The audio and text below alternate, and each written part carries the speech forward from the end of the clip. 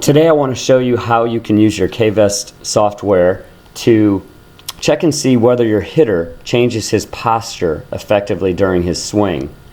I first pulled up a former Major League All-Star to use as an illustration. So the three areas of posture change that I'm talking about are first side bend, and this hitter right now is in a slight negative side bend, meaning his shoulders are aimed a little bit forward toward the pitcher. Second area of posture is the torso forward bend. We can definitely see this hitter is in forward bend, leaning over home plate. And the third is pelvis bend. We can see that his pelvis is also in forward bend over home plate. This is at heel strike. And when we talk about pelvis bend, which is probably the most important, imagine the pelvis being a bucket of water. We can see the hitter at heel strike definitely is dumping the bucket of water forward over home plate. From this new angle, we can still see that the hitter does have a slight negative side bend. We can see that the hitter's torso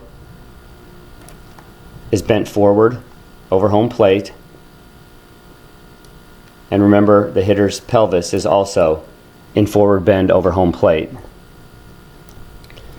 By putting a line across the belt buckle, it makes it very easy to see how his pelvis reverses posture during the swing. Let's take a look. We're going to see that belt buckle move up. And what that means is, at contact, he's now changed from dumping the water over home plate to dumping the water backwards, or possibly holding the bucket still. We can see that his side bend has reversed. Now his front shoulder is higher, and we can also see that his torso has straightened up and is no longer bent over home plate. When you pull up your hitter in the software, and this is a right-handed hitter, you want to emphasize that at heel strike, which is where he's at now, his torso side bend needs to be between 0 and -10 degrees. Between 0 and -10. You want to tell him that his upper body bend forward over home plate at heel strike needs to be between 25 degrees and 45 degrees forward. And then tell him that his pelvis bend at heel strike should be between 20 and 35 degrees forward. So right now this hitter has set his body posture up for a powerful reversal during the swing. He's in an excellent position. This is actually a great angle to show the visual to the hitter. This is the -5 degrees side bend.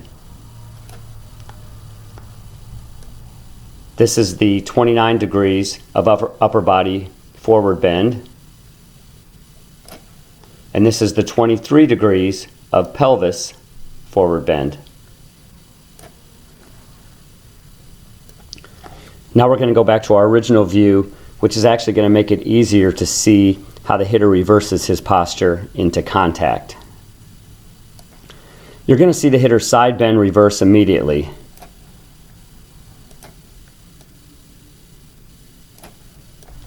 But what I really want to emphasize that you see is just how good of a job he does at reversing his torso and pelvis bend. Remember, the pelvis was dumping the bucket of water forward, and when we get to contact, we're going to see that now the bucket has dumped backwards.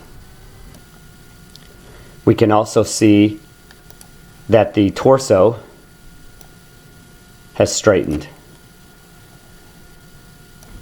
The numbers we're looking for at contact is an upper body side bend of between 25 and 40 degrees, an upper body forward bend below 0,